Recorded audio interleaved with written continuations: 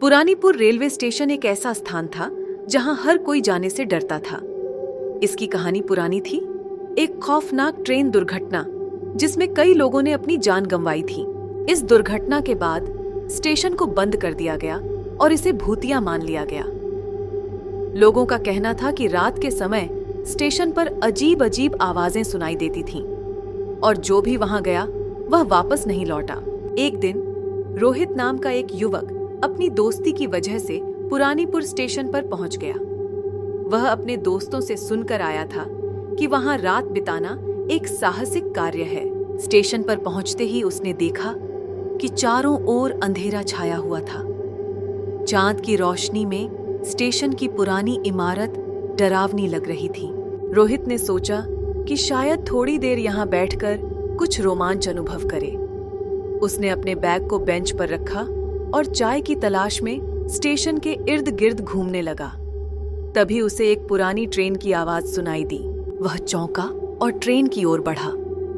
Train अचानक रुक गई, लेकिन उसमें कोई दिखाई नहीं दिया। रोहित की धड़कनें तेज हो गईं। वह फिर से बेंच पर बैठा और अचानक उसे किसी की आवाज सुनाई दी। मदद करो! यह आवाज एक महिला की थी।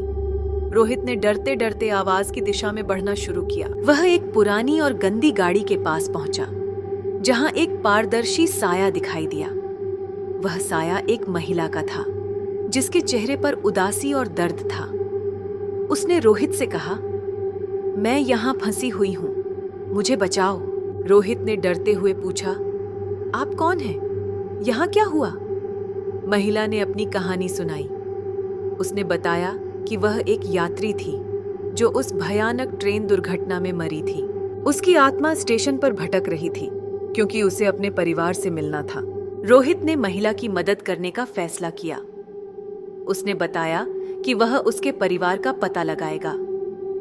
धीरे धीरे रोहित ने महिला की बात सुनी और उसके परिवार के सदस्यों से संपर्क किया। कुछ घंटों बाद महिला का परिवार स्टेशन पर पहुंचा। जैसे ही परिवार वहां पहुंचा, महिला की आत्मा ने उन पर नजर डाली और रोहित का धन्यवाद किया।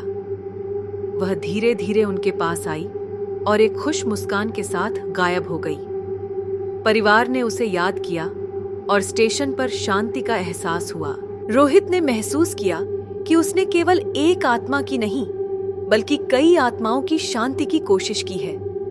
उस दिन से पुरानीपुर रेलवे स्टेशन पर अजीब आवाजें सुनाई नहीं दी और वहां की हवा में एक नई शांति छा गई।